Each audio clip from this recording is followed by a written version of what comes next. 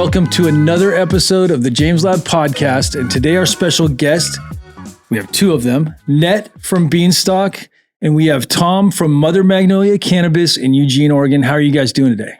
Doing great, man. Thanks for having us. Yeah, thank you. Thank you so much for having us. Doing well, man. Really excited to be here. Absolutely, man. I'm glad you guys were able to make it out here. We got Emerald Cup this weekend, so it's going to be a busy weekend. I'm excited to see what they do with it in Oakland. You know, that's new, right? It's totally new. It's totally mind-blowing that they went from Santa Rosa to Oakland. We went from the hippie to the hip hop, right? And so we'll see how that works out.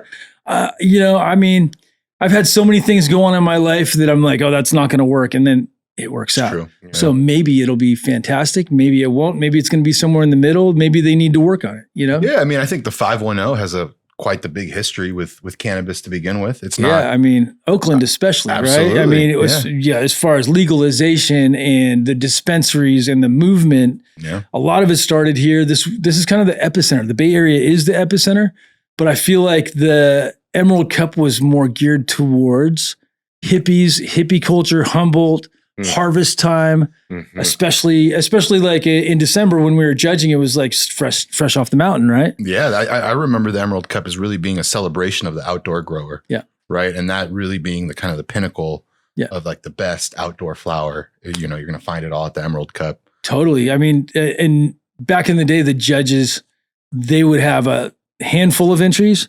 Now it's like 150 flower entries, and it's pretty wild the amount of people entering. And exciting. I mean, all these things evolve. Everything evolves. We evolve as companies. Events evolve or they die off. So you either have to evolve or, you know, that's it. Yeah.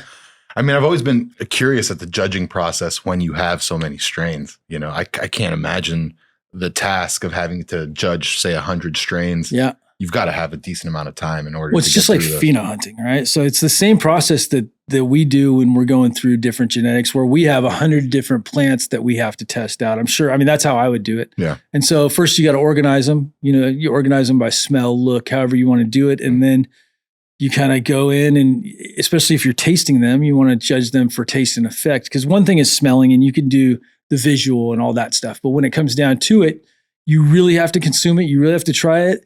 But as far as like an effect, you don't have 100 days to where you can get a fresh start every day with one to be like, oh this one makes me feel like this. You can tell the strength of something if it's stronger, but there's subtleties that you're going to miss when you have to judge that many. Yeah. I think it's almost like there's a bias to the first one that you try that day. For sure. You know, that's going to be the one that's probably going to have the most lingering impact on your psyche, is the first one that you gravitate towards that day. Yeah. But then there's going to be the ones that are super strong where you smoke it. You're like, that's the one. That one got me, right? Yeah. My or that one made me feel tired. Or that one, man, I feel like my heart's racing a little bit after that one hit. You know, and I feel like rosin, judging rosin, it's like there's those subtleties are a little more intense, right? So with flower, it's like not as intense sometimes, and it's more subtle. Whereas rosin, it's all concentrated. Yeah. So there's a lot more, I would say, congruity between the smell and the taste in rosin, where in flower, sometimes you can have that flower that smells and looks incredible, purple punch, right? Yeah. And then burn it tastes like paper. Well, we were talking about our good friend, Chris Castle, and he has a Donnie Burger, right? And so his flower is not anything that I'd be like, Chris, I need some of that. But the Donnie Burger rosin, I'm like, dude, it's such an amazing product. Okay. You know, we shared it on the Reggae on the River podcast. I made everybody try it. I was like literally going around with the little dipper, making people try it right out of the jar. And everybody's like, wow, this stuff is ridiculous. And it's a concentration, but it's different than the flower. Like the taste is different. Even though it's a concentration, it's when you concentrate things, they don't all concentrate the same. That's true. Yeah. So some flavors can provide almost an unpleasant flavor experience. Yeah. Where some of them, it's so faint that when you concentrate it, you get just the right amount. Yeah. And I mean, I think something like Skittles, right? You concentrate it and it's concentrated in the right way where it's like, wow. It doesn't matter whether it's rosin, whether it's BHO or HT, whatever it is. Yeah. All that stuff. Skittles is amazing. And I think Skittles derivatives like Moonbow, you get any of those Moonbows. And I think they're pretty amazing, and they lean heavy, especially the ones that lean heavy on the Skittles. Yeah. Where it's like candy. It's got but it like checks the boxes because Skittles really doesn't. Yeah, I think when it comes to effect, I think that's where a lot of people are left desiring more with Skittles, certainly as a flavor experience. Yeah. It's 10 out of 10, 11 out of 10. And yeah, I actually hunted a Pheno of Moonbow from the archive pack that he released from the IX. And a buddy of mine in Atlanta, actually, he found an incredible keeper. Yeah. And it is, like you said, it's very Z leaning, but it's got a little bit more complexity underneath. It's got a little bit of that OG funk, probably getting it from its dosy roots. Right. And it's got a lot more potency. Well, when people talk about Z forward, that is Z forward all the way. Like that is very Z forward, but it's very complex. It has an amazing structure. It checks the boxes. I got to try it yesterday. Chris gave me some when he grew it out, and I was like, wow. Very exciting. And I love stuff that's not Diet Skittles, that's a Skittles cross. Because some people are like, oh, everything you put with Skittles is better. That's not true. Especially the stuff that like where you're like, ooh, because I can pick out a room where I'm like, okay, that's Skittles. That's not Skittles. That leans towards the other parent. You know what I mean? Because it's usually the shitty structure. You look at the weakest plants with the shitty structure, and those lean heavy on the Skittles flavor. Yeah. So it takes a lot of work, and I think Archive has done a really good job, improving with that. And I've smoked 3 or 4 different Moonbow cuts that are all like really special in different ways. That was the hardest hunt we've ever done, and also the easiest hunt we've ever done. Yeah. Hardest because there wasn't a lot of like bad phenos. They were all pretty good. Easiest because the one that we ended up selecting was just the head and shoulders. Yeah. It was that limey mouth coating along with like the cushy aftertaste and the strong effect. I mean, it was really well, then it comes down to the jar test when you have so many good ones. It's like, which one did I finish first? Or which one did you reach for? Test. Which one did you finish first? Which one was empty first? Literally, that's the one. That is the gauge that my crew uses. Which jar emptied first? Every time. I think that's perfect because it speaks to what you want to go back to again and again. Authenticity, right? And you want product out there that the customer feels the same way about, right? Yeah. Like, man, I finished that. If I go back today, do you think they'll still have more? I hope so. Totally. And then there's a no. It's like, well, there might be more, but we're not sharing it. That's the really good stuff. Yeah, I find myself holding back stuff at the end because I like sharing it with my friends, but there's a certain amount I want to just save for myself. Yeah. Right. Especially with really good stuff. And it doesn't have to be new stuff. Sometimes it's weird stuff. I like strange. Yeah. I love Super Silver Haze. I think I got some real sour diesel at Reggae on the River, and you guys are very familiar with that cut, I'm sure. Of course. And I love it. And then like I got some buds. I gave a little bit out to a couple different friends, and I saved the last for myself, hoping to get more this weekend at Emerald Cup. Okay. Because it's the real cut. And I haven't had real sour diesel in forever. Yeah. That's not common. You don't see that a lot anymore. I see a lot of people give me advanced strain flour that say it's sour diesel because I talk about it on my podcast so much. That and cat piss, I've gotten a couple different cat pisses that I haven't been super impressed with. A lot of sour diesel that I'm like, it's more of a Chem 91 or a Chem D than a real sour. Even though it looks like sour, it leans towards that really burnt tire gas. And even when you squeeze it, you don't get a lot of citrus. And I want a flower that punches me in the face, where like the real sour, when you opened a bag of it, it would like literally pop you in the nose and you'd be like, wow, that's amazing. Yeah. I think there's a couple things going on with sour. One, with a cut that's as old and as popular, of course, it's going to have so many derivatives, S1s. I think it was an S1. Yeah, we can debate it, but I believe it was a bag seed from the Chem 91. I think a lot of the old strains probably were, before there was a lot of actual breeders that were, deliberately breeding. You got some bag seed. Hey, hell yeah, let's pop this. And I think the other issue that sour presents that it is such a difficult strain to cultivate. It is. I mean, it is one of the Skittles, another one. But I think sour is more difficult than Skittles due to how long it has to run. I agree. And you 100%. You need to maintain a perfect course for over 80 days. Yeah.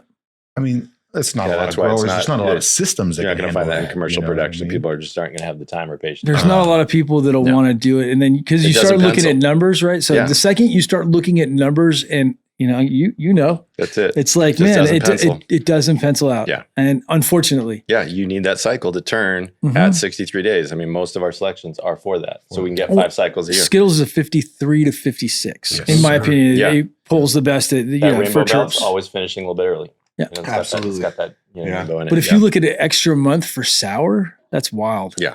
You know, 77 days or whatever, or plus 77 plus, I think, to get personally.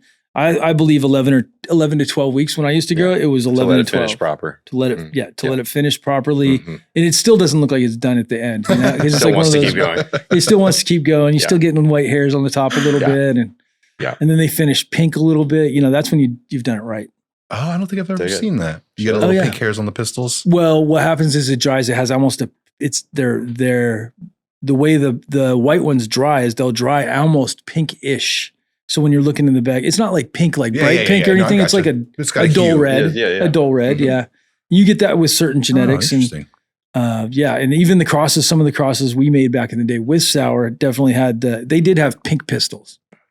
So really cool pink pistils, especially like when it was like 3 weeks in flower and you got a whole bunch of pink pistils on the crosses. Yeah. Those would always make the High Times covers. Oh yeah. They look amazing. And then they go away. Right? But they're really cool. Yeah, I mean, I can't say I've had a good batch of sour so I went to college at Humboldt State University. Yeah. And I think my last batch of sour that made me go, wow, was actually in 2013. Yeah. You know, and since then, a lot of the stuff that's come my way, just like you've expressed, is a lot of like that burnt rubber. And I just remember the sour diesel having such a citrus kind of brightness to it along with the gas. And it's got to have that. Citrus. It has to have that citrus, and it's almost, you don't get the nose burn from the gas. You get the nose burn from the citrus, right? It does have that thiol, but it's that citrusy nose burn where it's not haze, but it is citrus. You know, because like that haze is a different thing altogether. It's completely different. Yeah. Soma's grapefruit, which is a New York City diesel, which is completely different from sour diesel, also has like a citrus, but it's a grapefruit citrus as opposed to like lemony lime. Like I would say haze goes in the more lime category. And then that sour was like a sweet lemon, like amazing. Like and I remember for the longest time there was only one sour. There wasn't multiple types. There wasn't a bunch of derivatives. There wasn't a bunch of ECSD. It was just sour diesel. Yeah.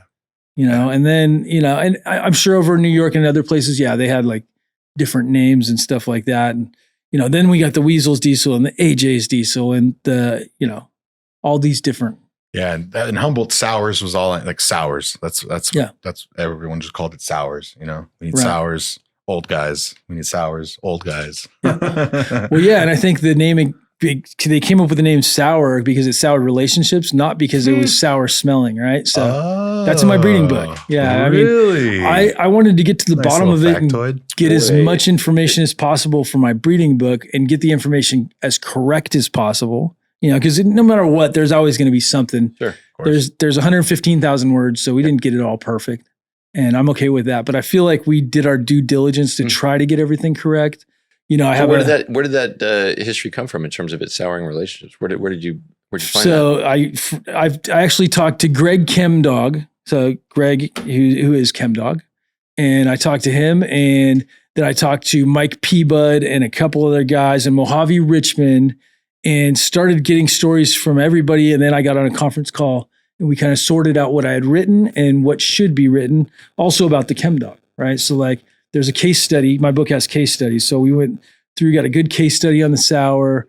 Mac 1, which is extremely special. I'm not the biggest fan of the Mac 1 for smoke, but I absolutely think it is an important genetic as far as legacy and everything else, like not legacy market, but legacy for cap. And I feel like it's a special one. It hit when it hit, and it's really special. It's a partial triploid, right? So it's really hard to breed with it. You know, natural, partial natural triploid. Yeah. And so really cool. I mean, I get excited about these genetic things, and it's like as much of that stuff as we could include in the book, we did. Yeah.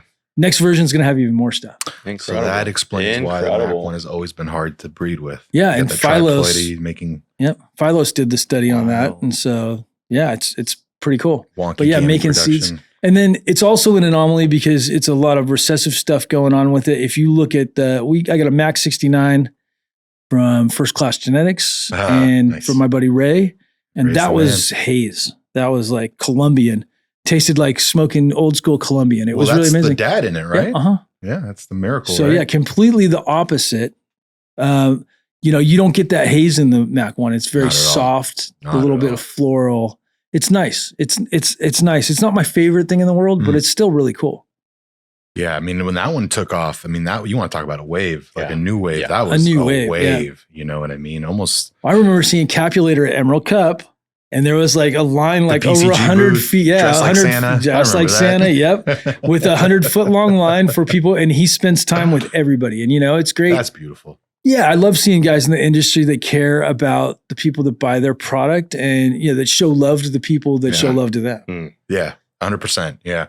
I've been lucky enough to have a conversation with Fletcher, and I felt like most of the time I grow a lot of other stuff in my backyard, a lot of citrus, avocados. Nice. And when I realized that we spent most of the time talking about citrus, I was like, there's a certain love that you need to have for plants in general, for cultivation, that I think really makes you the best cannabis grower. Period. Right. When you can go out a little bit outside of just this plant that we all really do love so much. And when I see like such a deep love for plants and other breeders, I'm like, I think that's probably why I've always gravitated to his work so much. Right. Because for sure.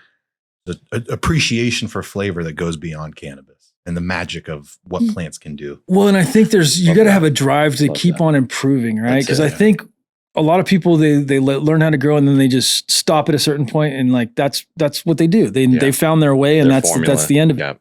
It's the guys who are like, how can I make this better? And they've been doing it for 20 years, still like, how can I make it better? Those are the best guys out there, and same thing with breeders. It's like the guys who haven't figured it all out and are willing to experiment and still have passion about it, because, you get beat up a lot in this industry. So you got to have passion that goes beyond money. It's like, cause there's other things you can do to make money out there. Sure. But a lot of us, this is what we were meant to do. Nothing more than this. And it's what we love doing. It's what we love talking about it. We love everything about it. We eat, sleep, and breathe it. Yeah. And, it's like, I have random conversations with people at airports about cannabis, and, we start talking about stuff, and next thing we're talking about flower, or we're talking about this, or we're talking about rosin. And it's like, you can tell kind of who's who and, who's doing what. Absolutely. I mean, not everybody has the look, but you can kind of tell. Yeah. I mean, I think, look, or the smell. I was actually in nursing school before I jumped into the industry. Oh, wow. And I had so much guilt about just this wealth of cannabis knowledge that I had, I've been smoking since I was 15, 16. Yeah. I started growing when I moved up to Humboldt. And I just loved it. I loved it. I was talking to Tom a little about it earlier. The strain made me fall in love with cannabis was blueberry. I remember my first batch, I got a blueberry. Was it Oregon blueberry, or was it DJ Short? It was coming up from Humboldt. I don't know what the name was. I mean, I was only 16, 17 at the time. And it was like the first non-generic smelling cannabis that I had gotten. And I just remember being like, why does it smell like this? What did they do to make it smell like this? And that was like the moment where I was like, I want to know everything about this plant. And, it was such a magical smell. It's a strain that will always have a special place in my heart for that reason. So what was the guilt? What's the guilt? So the guilt was that like I was in nursing school, man. And I was just like, you can do so much more with your life. It wasn't that. It was that like I have all this knowledge about strains, where they came from, who bred them. Like I cared so much. Yeah. But I was like, I'm holding on to all this information that's not going to do anything for me. Guilt is in not being the torchbearer for all that information, is in not just like why do I care so much about something that's not part of the career that I'm going into? Right. Okay. You know what I mean? Gotcha. And it was just like I just carried all this like guilt for all this. Like I couldn't talk about this to the people in my program. Like you know what I mean? Like this was still very much a place where I wouldn't talk about smoking. I wouldn't talk about cannabis. It's all I wanted to talk about. Right. But, I was around these people where I was like, I can't talk about it ever. You know what I mean? And there might even come a day where I'm going to get tested and all this stuff. So it was that part was really tricky. And then I just kind of slipped into the industry, and I dropped out. It was actually right during COVID when I dropped. It was in March. I finished that semester. And I said, COVID was really good for cannabis. It was really, every time someone says COVID, I'm like, COVID was actually really good for me. Yeah, it was great. If you weren't making money during COVID, you were doing something wrong. Something was wrong. Like you shouldn't be doing cannabis. Correct. Because I feel like all my friends really killed it during COVID. We had our biggest year yet. Yeah, I had my biggest year of my life. Yeah, 100%. Yeah. Everyone hanging out at home smoking weed. I thought it was going to be one of the worst years, but it was one of the best years. And it's funny. That's another one where it's like, it looks bad. And then you get through it and you're like, wow, that was amazing. Well, I mean, look at how many people absolutely lost everything during COVID. And, dispensaries were essential businesses. You had liquor stores, cannabis shops, and grocery stores that were open during COVID. Yeah. And everyone's at home. And everyone's at home. There's nothing to do. They're smoking, drinking, hanging collecting out. Their checks, doing that remote work. Right. And COVID was great. So it's interesting that you would have made that switch during COVID. Yeah, I mean, it was. I had a little Instagram page where I started growing at home again, and that's always been my love, right? My love has always been. So I have a minor in chemistry, and the lab work, right? The importance of doing a small experiment with highly controllable inputs in order to expand that to a larger thing. It was something that I always loved. Yeah. And so I like to keep my growing small scale for that reason, easy to manage, easy to turn, easy to know what's changing and what isn't. And that's when Beanstalk had reached out to me and they were like, hey, we love your page. Do you want to grow with a granular style fertilizer? And I was like, no. In a word, no. I have a minor in chemistry. I'm pretty sure I can mix nutrients fine. Like I don't need a granular style fertilizer. It's another one of those things that I think is counterintuitive to a lot of people, right? It is, especially in this industry. In this industry, people are like, no, I need to do all these things. And sometimes it's a lot more simple. Yeah. So as you well know, you've been working with Beanstalk for a while, right? Yeah, I think that we got turned on to you guys through Nelson. I think he was the gateway drug there. He said first it's free, and that was it. So it was about 5 years ago my team looked at me like, "Are you fucking crazy?" And nobody was on board with the idea at all. But you were mentioning a moment ago, the idea of just sort of that relentless pursuit of refining things and testing and that's good, but we can do it better. Right. That works, but maybe we can do it cheaper. That works, but maybe we can, create a hybrid model. And that's essentially what we did. I mean, we've grown in soil forever. Soil has been, our medium, and it's the hill we'll die on. Yeah. But it's all, organic inputs, top dresses, compost teas. And when I looked at my, lead grower and I was like, hey, we're going to try some Beanstalk. He's like, what? I was like, yeah, let's just do some experiments. We'll start small and we'll just see where it goes. Yeah. So we're all about just, testing, retesting, and seeing what works. And Beanstalk, it was a big surprise to everybody. Yeah. And, we've tried about every configuration with Beanstalk with our organic inputs, and we've landed on a hybrid model that just works.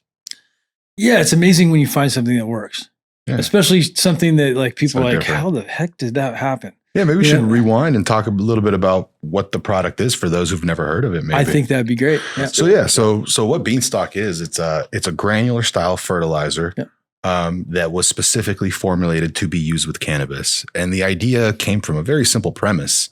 You look at horticulture outside of cannabis, and granular style fertilizers are dominant. Yeah. Not by a little, but by a lot, right? The majority of large horticultural applications are using like a granular, especially in the cut flower industry. Yeah. And so from inception, our founders were, like, okay, well, if this can work for other plants, how can we make it work for cannabis? And so we use a coating that was initially developed by NASA to be used on the ISS. But what is special about the coating and that makes our product different to other granular style fertilizers is that it is activated by irrigation events. So the coating is composed of a bunch of micropores that open up when the plant is watered.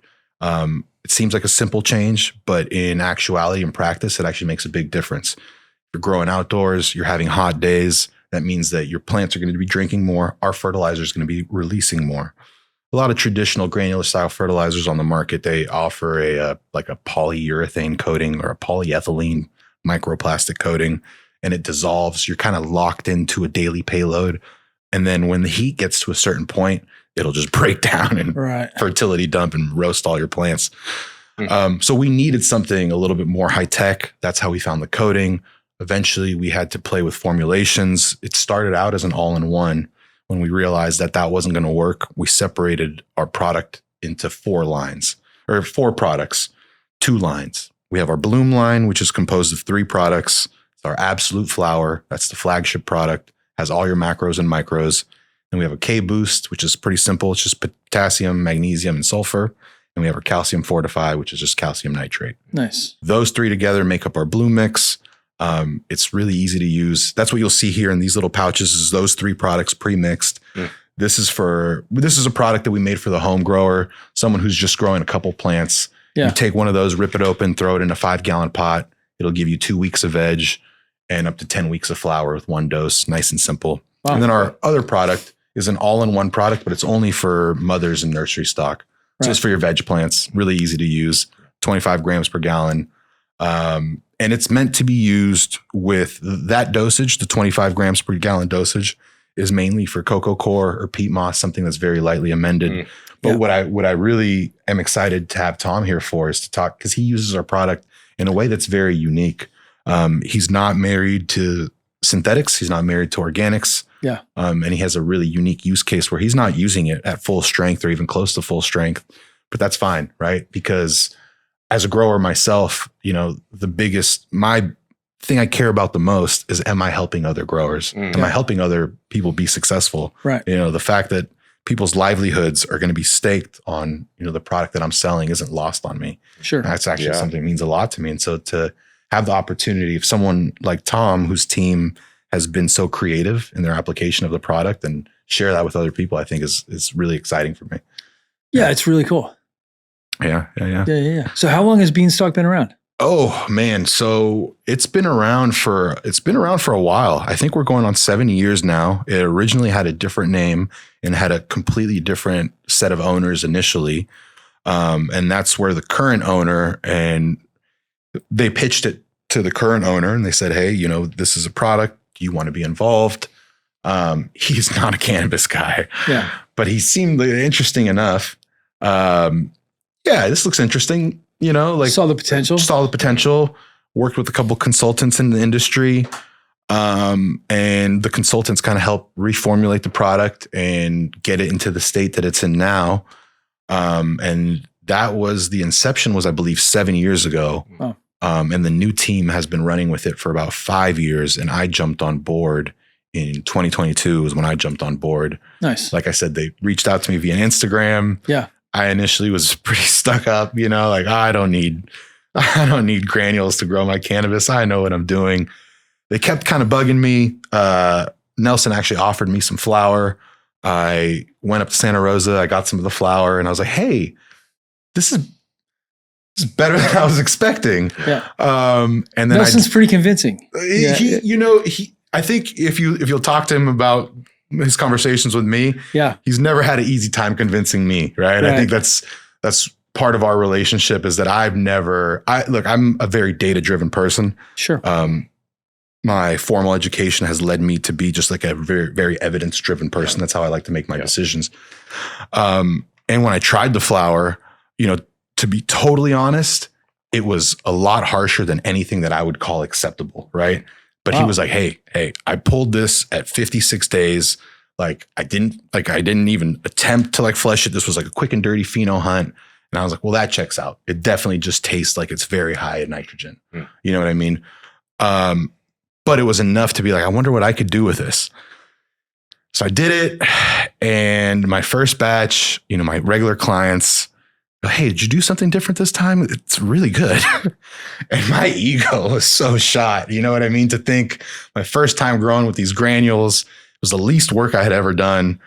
And my customers were stoked, and I was just like, oh my God, like what? I really was expecting to hear something else. I really wasn't expecting to get all this praise. And then the wheel started turning. And I said, yeah, you know what? I think I'm gonna keep rocking with this product. I want to see how far I can push it. And that turned into a job opportunity. And that's when I dropped out of nursing school. And I was like, I'd be silly to not take the opportunity to go work we're still very much a startup. We're still a pretty small company. Yeah. And I'm from the Bay Area, right? And you guys are a local company too, right? We are in a sense that a lot of our R&D was in Santa Rosa, but everything is stored in Florida. Like our major warehouse is in Florida. All of our operations are in Florida. But a lot of our research and development did happen right here in the Bay Area. So, nice. Or Santa Rosa is close enough to the Bay Area. Yeah, it feels like the Bay Area to me, even though it's a little north. But yeah, for sure. So yeah, it's been a great run with them so far. I mean, it's a product that I really believe in.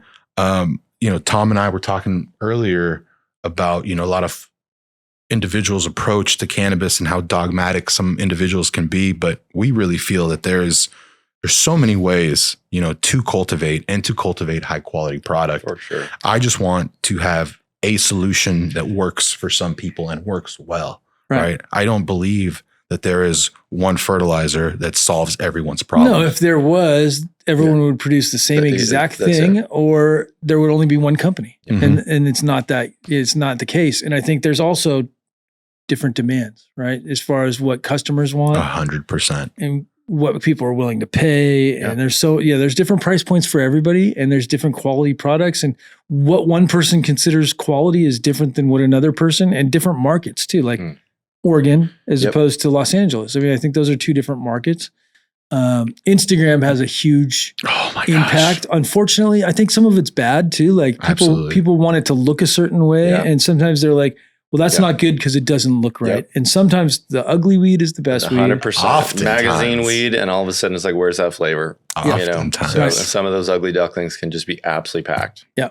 So for sure. It's pretty wild. I feel like the best batches of cannabis I've ever had have never been the ultra dense.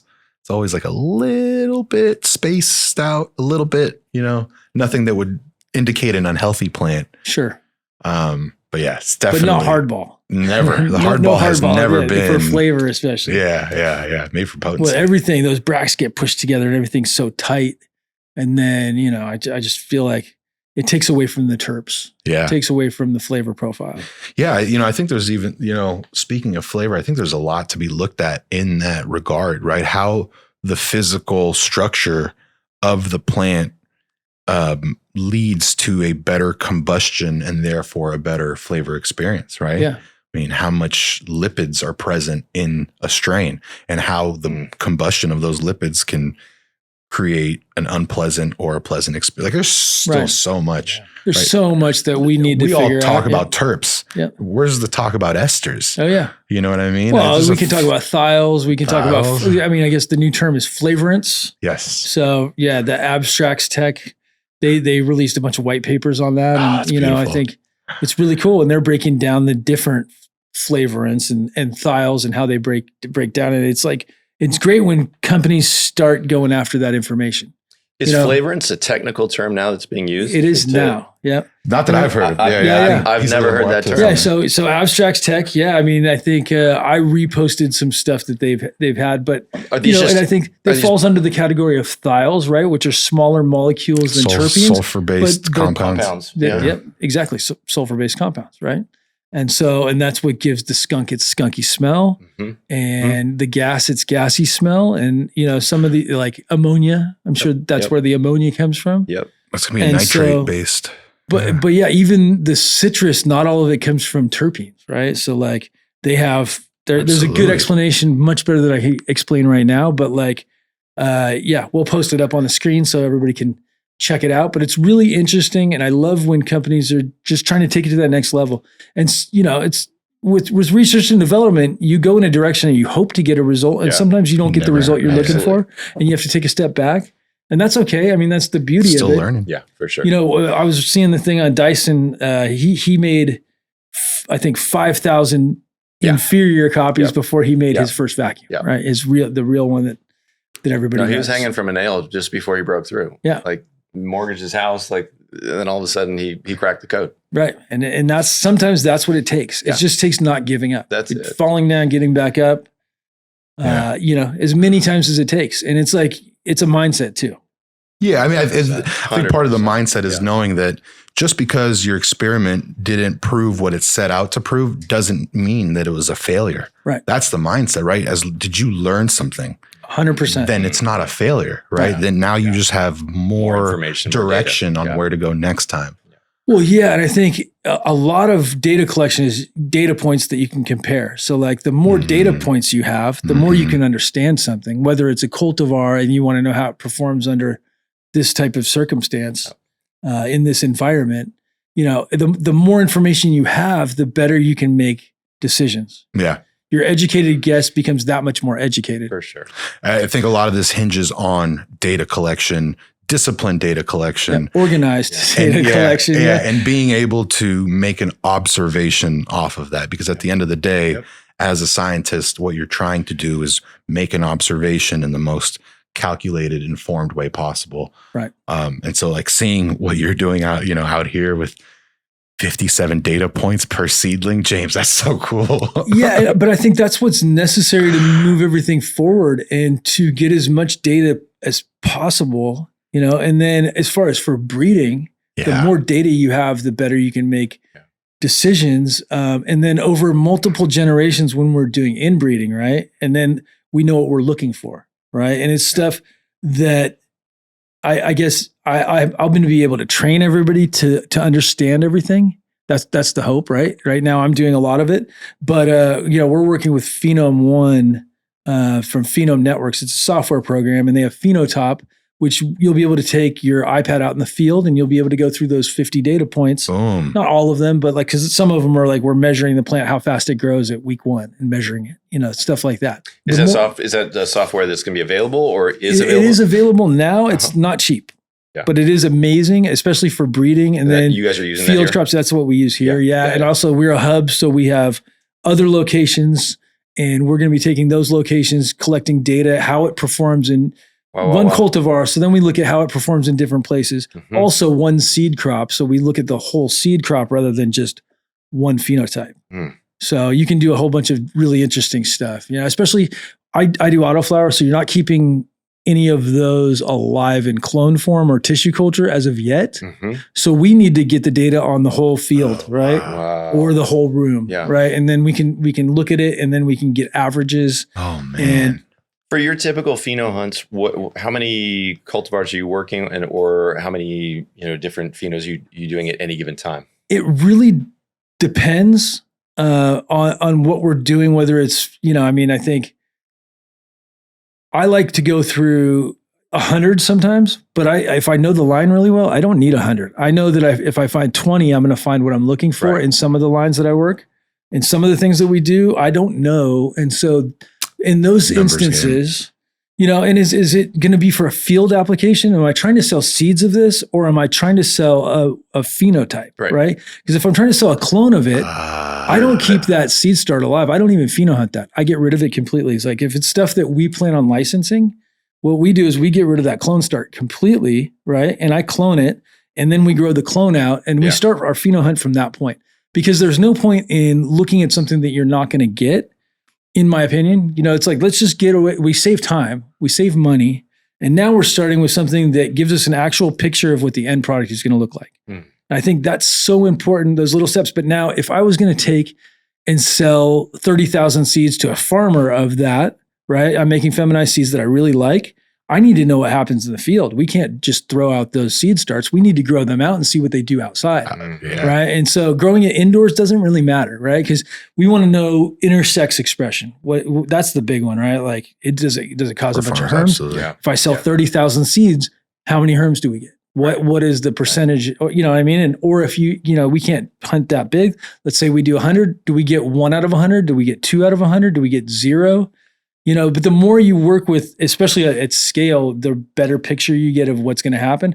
But from climate to climate, you can have two completely different results. What is there a certain percentage of herms that you feel is acceptable when you're talking about that large a denominator? Absolutely. Yeah. So like with autoflowers, I feel like 1 in 1,000 is very acceptable.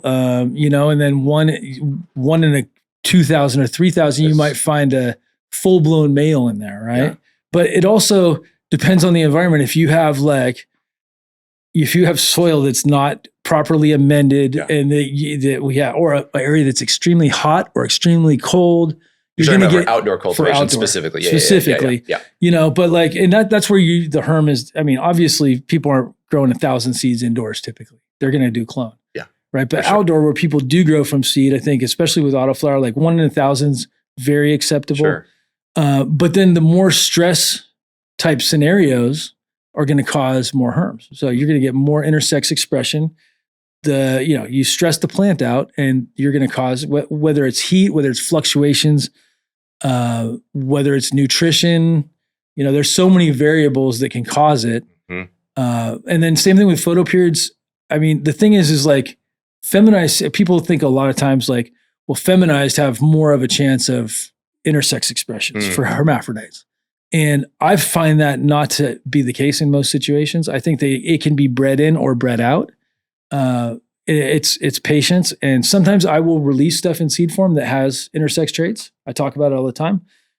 Mike from Exotic, because I was very adamant. You run a lot of exotic gear. Yeah. And so I was very adamant about not selling anything that had any intersex expressions till I talked to Mike. And Mike convinced me otherwise. He's like, well, out of all the stuff you've popped, have you kept anything that some of them express? And he's like, some of the best stuff out there has intersex expression, herms. Absolutely. Right? And if you have 10 seeds and 2 of them herm, but 8 of them don't, and you find the winner in that 8, who cares? As long as I feel like for me, it's like awareness, letting people know. Sure. Absolutely. Absolutely. We run a bunch of his stuff, and some of our favorite cuts of his, they do herm periodically, and we just accept it because it's so fire. Dude, there's some stuff that in his Rainbow stuff cakes. Especially. Oh yeah. Rainbow Cakes is one of our favorites, and it just herms. So his red runts, I haven't had any problems with herms, but his red runts is something special. Yeah. So I really like the red pop, right? Mm-hmm. Like I like the red pop, but then the smoke was a little bit of a letdown, just like how Purple Punch. Mm-hmm.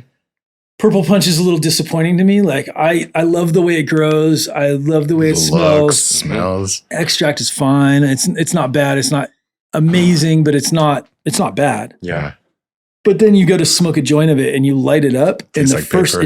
it doesn't taste like anything. Tastes like paper. Yeah. Yeah, exactly. You get like the hay taste, and it's like, might as well smoke tobacco, something like that. You know what I mean? That's how I feel about it. I'm like, I get more enjoyment out of tobacco than I do out of smoking Purple Punch. But that red pop, it has all the beauty that you need. It gets that runts in there with, so the red pop is like it tastes like cherry cola. So is that the one that the Poppin' Bottles is from? Is that different? I'm not sure. Poppin' Bottles is one that we're just pheno hunting right now. I don't. It probably is. I don't keep all the crosses in my brain like you do. Yeah. Like I don't have that encyclopedia, but Poppin' Bottles is one of the new ones. I was wondering if that's one of them. Yeah, he has some really good stuff. And I like Red. Code Red. Yeah. So we're running Code. We're harvesting Code Red next week. That's got to be related. It's got to be right. Code Red's got to be in that line. And Red Pop was good, but it's like I say, like all these things, whether it's Purple Punch or Oreos or whatever it is. Yeah. These are all like Apple Fritters is another one for me, but they're all one step away from being amazing. Yeah. You know, or 2 steps or whatever. And it doesn't just missing mean that flavor component. It could be, it's just missing one thing, right? And like staining kind of. You might need to cross it something and then go through the selection process and find a winner. That's it. And sometimes it's that easy. Sometimes it's not. That's what's so frustrating about pheno hunting is you've got the boxes that you need to have checked: yield, potency, flavor. You know, how do they grow? All those boxes need to be checked if you're going to fold it into a program. And it's so frustrating when you get to that finish line. It's like all the boxes are checked, but one. Right. Yeah. Brutal. Or you go to the end and you're like this is the one. Yes. And then everybody goes to smoke it and they're like, that's not the one. No. Totally. And it happens all the time. I would say it happens more than it doesn't happen. Yeah. Yeah. Sure. Where like the ones that are on the plant, you're like, oh, we got the winner. We got the new latest and greatest hype. Yes. Yes. Right, this is going to be the one. And once you cure it up, you're like, wait, what happened? Where was all that flavor that we had there? Where did it go? What happened? Or sometimes the look even, you're like, how does it look like this when it looked like that on the plant? Seriously. Yeah. Yeah. I mean, there's genetic math, right? It's like trying to predict a Plinko, right? Seriously. It just takes time and patience. And I mean, the breeding, it's the long game, right? It's the long game, and it's all patience, especially the pheno hunting, because anybody can make seeds, right? That's not the hard part. The hard part is it's a grind. It's a year. At least a for us minimum of a year to do it right. To do it right, to get something into production for us, it's a year. That's what we always think about when we get something going. Huge It's about a year. Yeah.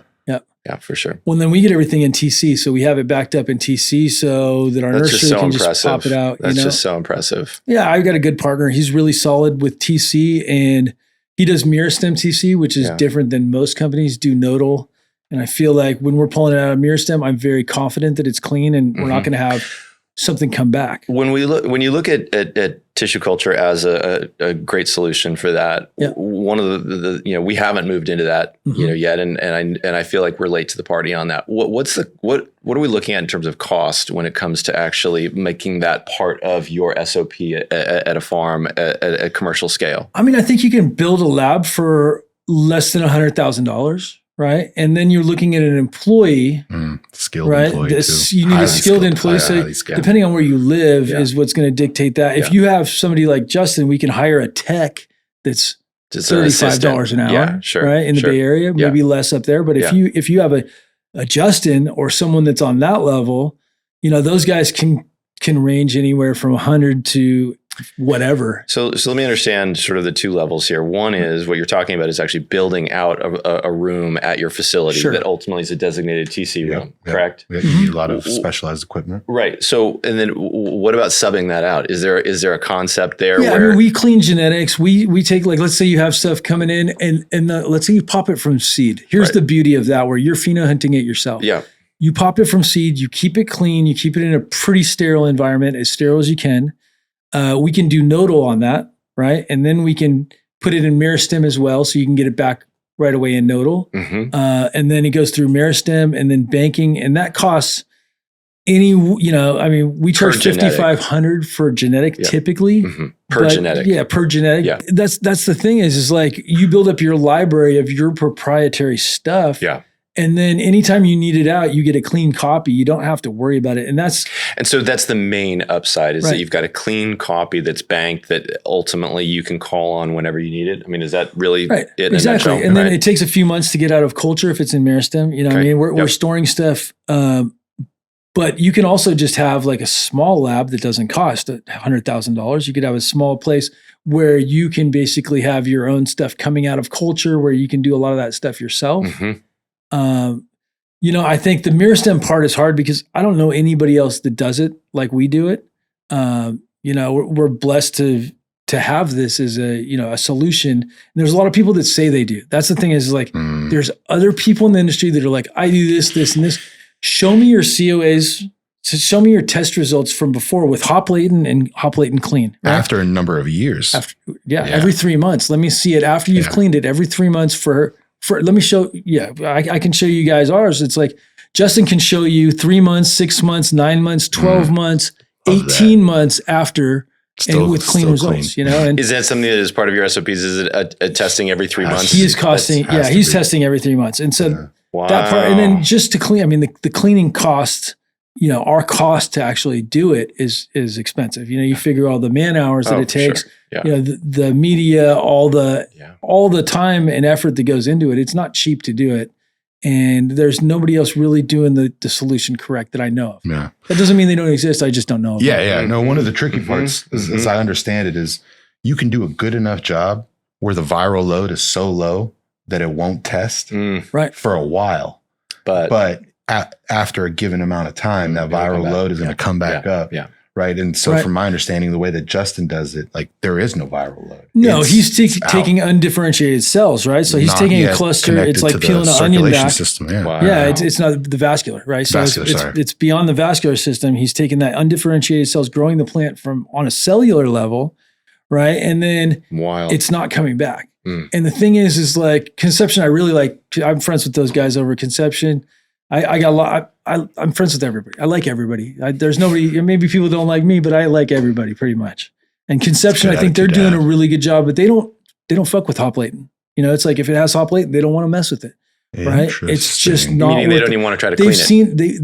They've done RNG. They don't even try to clean it. If it has hop latent, they don't want it. Right? So they basically won't put it in the system because I believe they've had it come back. Right? And that's a problem. They're like, why would we waste our time? So why would they waste their time and energy? Yeah, for sure. And I think they're a good company. Yeah. So I think right now in the TC space, there's still just a general lack of education as to what's actually happening. And that's why a lot of people don't understand the differentiation between the different levels of TC. Right. A lot of people don't really understand how much skill is involved in doing it appropriately, like how much actual physical skill. If you think you can do Myristim at home, you're wrong. Yeah. That doesn't happen, right? Yeah, but a lot of people do. A lot of people are like, I'm going to go take this class over this weekend or this week, and I'm going to pay whatever the amount of money is, and I'm going to learn how to do Myristim. And it's just not the case. It's a lot harder. I think I'm one of those guys who's like, if he can do it, I could do it. I typically am like that. And so Justin, we were in Seattle at House of Cultivar. He was doing some stuff up there with my partners up there. And they have a TC lab and they're amazing. And Justin's like, well, you want to learn how to do Myristim? I'm like, yeah, let's do it. I would love to learn. And so they got me under the hood. And I realize, for one thing, that my hands are too shaky, right? For one thing, I drink a lot of coffee. I don't have as steady of a hand as I would like, especially for stuff like that, because you're looking under a microscope and it doesn't look like my hands are shaking at all, but like you get it under a microscope and there's just a little bit and it's a lot more complex. And I mean, wow, these guys surgical, really, right? Surgical on a molecular level, right? So not only is it surgical, but it's on the smallest of scale, right? So it's really interesting because that sounds like we're just around the corner from the robot arm going in there and doing that. Yeah, absolutely. Like automating that there would process be where it's like a ton of money in we have a robot arm here. Yeah. This is called Justin. No. We actually have a robot arm. Wait for us. Awesome. Yeah. But yeah, so wow. But it's not for that. Gotcha. It's for TC. It's for TC, but it's not for the Myristim. It helps Myristim excisions. You still have to do it all yourself, but it transfers. Right. So it'll transfer the vessels so you're not contaminating. So, and it speeds up productivity because you're not touching the actual vessels that they're going in. Gotcha. Wow. But yeah, I mean, tissue culture, and then a lot of people they don't fully understand tissue culture and what it is. And they're like, well, I could do that. And I thought the same thing. And most people don't know what sterile means. No, they don't even working under a hood. Differentiation between disinfecting and sterile. I don't think most people could talk through. No, and another one is like people don't even know. They think 91% alcohol is better than 70, and that's the biggest confusion. Most people are like, oh, I want that because it's going to clean better. The truth is, it's great for your bongs. The 90% is great for your bongs. It's great for soaking scissors, like if you're cleaning your scissors off. But for sterilizing surfaces, 70% is better because the contact time. So you put it on there, you want a longer contact time because that's going to kill more things. Except for hop latent, you don't want to use it for alcohol. Alcohol for hop latent, it doesn't work. It actually stabilizes the viro. What? Yeah, so it's the exact opposite. Makes it easier to transfer because of how it interacts with the coating of the actual virus, right? Right. It kind of coagulates them and makes it easier. So it's completely you think alcohol, and then you're like, just broke my brain. Yeah. All right, you need specialized. Yeah. Wow. Yeah, bleach is great. Yeah, exactly. You need oxidizers. Yeah, so cool. It's pretty wild. And I think so much of this stuff is counterintuitive, whether it's breeding or whether it's like viruses and viroids. Like we think we understand it, and it's like, you know enough to make yourself dangerous, but then you're dangerous and you're spreading the virus, right? Like that happens all the time with companies. It's like, we figured out we're just going to soak all the scissors in alcohol in between cuts and everything. And it's like, no, that doesn't do it. But it sounds like it would, but it doesn't. I mean, I think there's a lot of Dunning-Kruger still in this kind of where, a lot of people don't know how much they don't know. Right. And they learn a tiny little bit and they're like, oh, easy. It's just a little pathogen. I just got to soak my scissors. I mean, it wasn't even that. It was like a year ago at an event. I'm not going to name the company. Yeah. Oh yeah, we have our new cloning gel. Cool thing about this gel is it's got alcohol in it, so you don't even have to clean your scissors. Nice. You can just go ahead and dip all the cuts right in this one bottle. You don't have to worry because the alcohol is going to make sure it's perfect. And I'm like, please don't ever say that to any customer. Yeah. Yeah. So I mean, there's still just a giant lapse in education. Yeah. I've always kind of felt in a weird place in this industry because I do have a formal education, and I know a lot of people don't. And I've never been one to hold that against someone, right? I'm a firm believer there's a lot of different types of intelligence, right? And that book smarts is only one small part of being like an intelligent human being, right? There's emotional intelligence, kinesthetic intelligence, street intelligence. Absolutely. Yeah. No, there's common sense, right? We're born with like a natural common sense. But I do look forward to this industry becoming a little bit more data driven and making decisions based on evidence. Yeah. So when I see individuals like yourself, like taking actual steps to make that a reality, like I'm so grateful, because I know that a lot of people are going to take that information, run with it, and make this industry better for everyone involved. Well, I think we're all piggybacking on each other. Like we're standing on the shoulders of giants, and especially in the breeding world. Like this stuff was done in the early stuff was done in the 60s and 70s for modern cannabis. You know, I mean, landrace stuff has been done for hundreds of years all over the world. And then we hybridized this stuff in California in the 60s and 70s. And we're really piggybacking on those guys that were like, let's take this, cross it with this. We got this. And then, you know, I feel like real breeding was done back then to a degree. And I think it's starting to be done again. There's people out there that are doing a really good job at it. And then there's a lot of people that are just like, let's just cross this with this. Hope we are Gelato times this. And it's like, that's just the same thing. You're just inbreeding and you don't understand you're inbreeding. Who are some of your current favorite breeders that are doing it out there? Doing it the way that, you know? Jackson is probably one of my favorites. Mean Gene. You know, my buddy Nick Stromberg. I think he's doing some really cool stuff. Yeah, he's great. He's and what's the people don't even know who he is, right? And he's one of those guys who's just doing it and doing it right and doing a lot of testing. He's one of the guys I look up to. I think at one point he might have looked up to me, and now I'm the guy looking up to him like, dude, this guy's doing it. Fletch, I think he's doing a great job. Mike is doing a great job.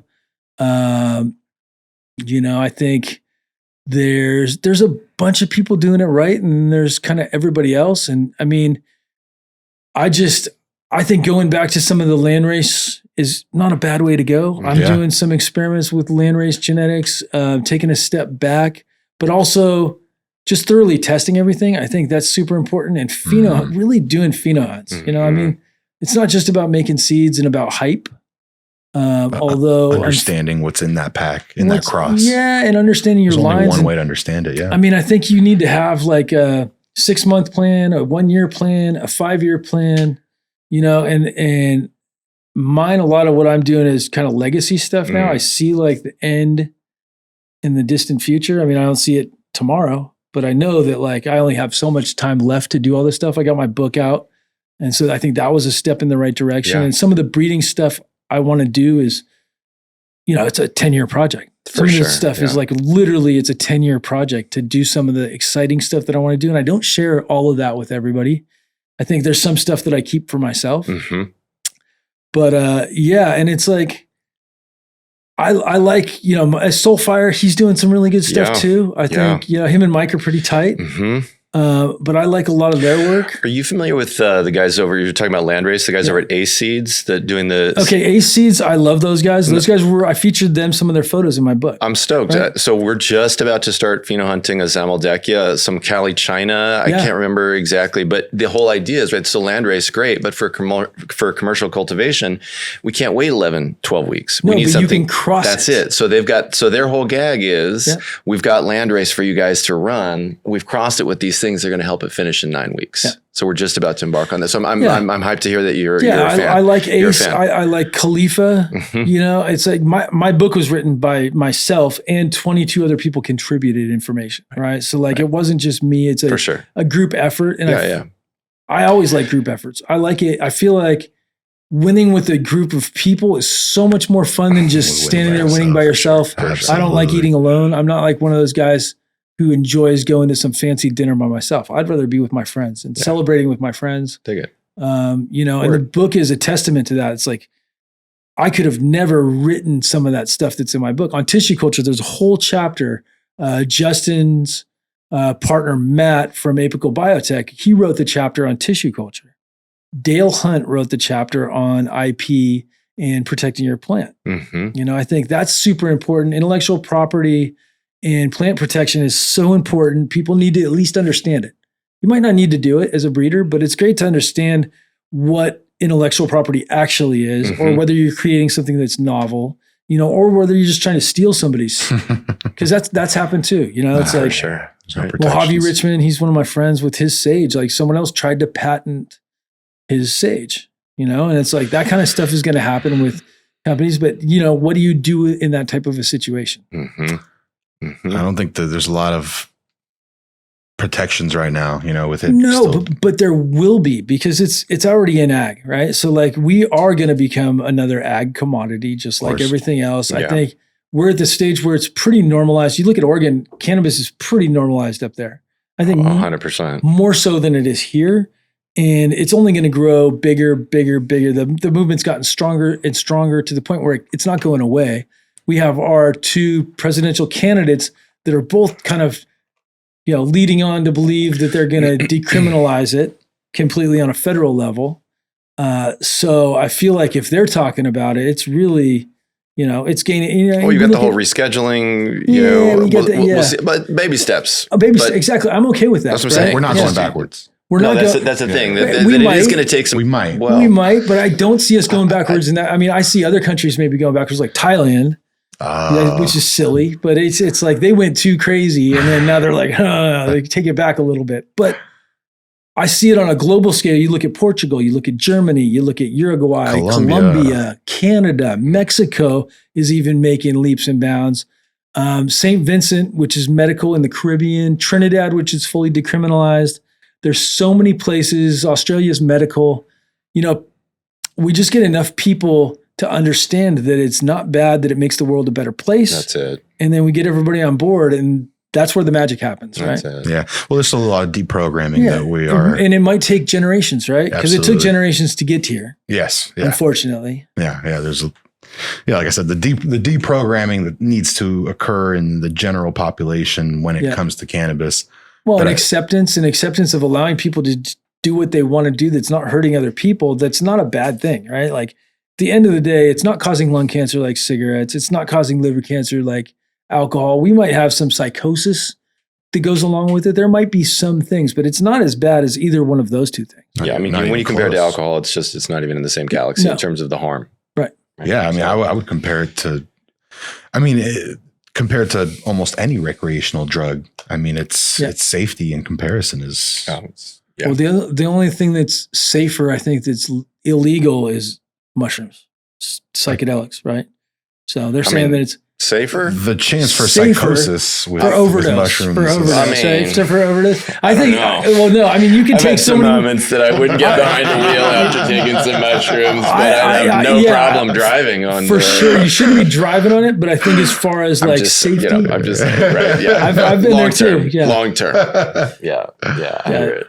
Yeah, sure. But and they need to decriminalize psychedelics too. I think that's just silly. I think they actually are beneficial and can make the world a better place. Well, Cornell with their whole psychedelic program, I think that there's a lot that's happening Johns now. Hopkins too. I think that was Johns Hopkins that I was actually referencing. That you're right, absolutely. But with MDMA and with psilocybin, I think both of those are starting to actually become more widely accepted for their therapeutic effects, helping people get over traumas. And unfortunately, they just announced a ban on therapeutic MDMA. I don't know if you heard about that. Did they? That was I did not hear they about said that. More studies need to be done. That's good. That's good.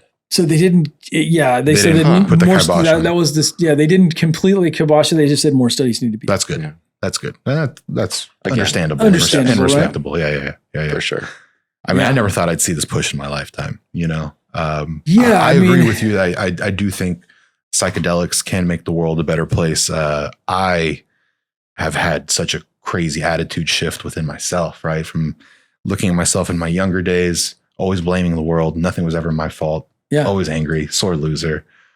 Just had an experience that made me, feel the love of the earth and realize, hey man, there's a better way to approach life. There's a more positive way to approach life. And seeing like what kind of impact that had on myself made me really want to have other people have like a similar.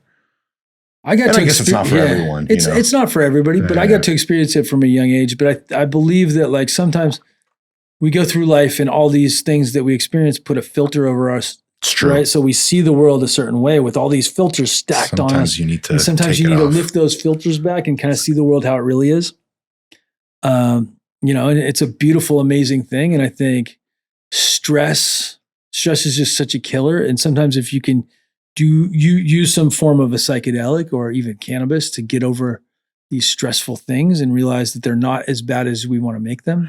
Yeah. It's a perspective shift. It's a perspective. What's always amazed me, right, is the power that it has to impart empathy on people. Right. And I think, as 3 consumers of cannabis, I think we all probably feel that if the world was a more empathetic place, it would be a better place. No, there's no question. Right. And I think that for me is something that I can't wait to learn more about. Why does that happen? Yeah. I have my theory, which is I think that like naturally when you consume a psychedelic, you have such a deeper appreciation for the natural world in your life. Yeah. And I think that's just where it comes from. I think we are all so disconnected, right, from what makes being alive so special, right, that being forced to kind of appreciate just pretty colors or, how many people? Well, empathy, right? Yeah, empathy also because we look at the world from our perspective and we don't realize that everybody has their own view of the world. They're looking at their own lens, right? Because they've experienced things differently. So everybody has a different perspective. And that's where empathy comes in when you realize that there's other perspectives than your own. That's a good point. And I'm excited to see more research coming out, the stigma being broken. That's one where still, the stigma on hallucinogenics is still, I think, pretty strong because even amongst my contemporaries, there's still a lot of people that I've been able to convince, but there's still a lot of people that are just like deathly scared, and like, I don't want to jump off a hotel balcony. Sure. It's like, that's not necessarily what's going to happen. I think fear is a good thing.